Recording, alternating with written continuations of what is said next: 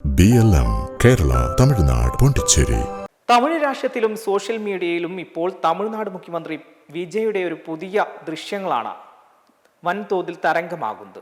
ഒരു ഔദ്യോഗിക ചടങ്ങിനിടെ പൂർണ്ണ ഗർഭിണിയായ യുവതിക്ക് വേണ്ടി ഔദ്യോഗിക പ്രോട്ടോകോളുകൾ പൂർണ്ണമായി ലംഘിച്ച് അദ്ദേഹം വേദിയിൽ നിന്നും താഴേക്ക് ഇറങ്ങിച്ചെന്നാണ് ആരാധകരെയും ജനങ്ങളെയും ഒരുപോലെ ആകർഷിച്ചത്.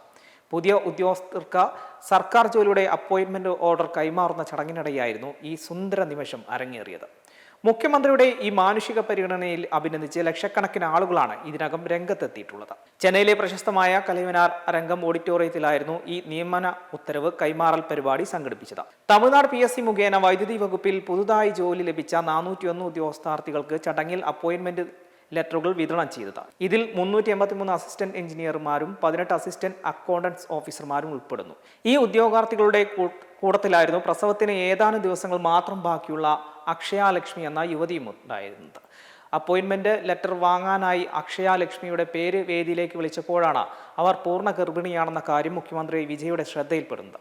വലിയ പടവുകൾ കയറി വേദിയിലേക്ക് എത്താൻ അവർ കഠിനമായി ബുദ്ധിമുട്ടുന്നത് മനസ്സിലാക്കിയ ഉടൻ തന്നെ വിജയ് പ്രോട്ടോകോളുകൾ മാറ്റിവെച്ച് വേദിയിൽ നിന്നും താഴേക്ക് ഇറങ്ങുകയായിരുന്നു.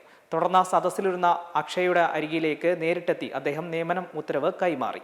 സദസ്സിലുണ്ടായിരുന്നവർ വലിയ ഹർഷാരവത്തോടെയാണ് മുഖ്യമന്ത്രിയുടെ ഈ മാതൃകാപരമായ പ്രവൃത്തിയെ വരവേറ്റത്. BLM കേരള തമിഴ്നാട് പോണ്ടിച്ചേരി.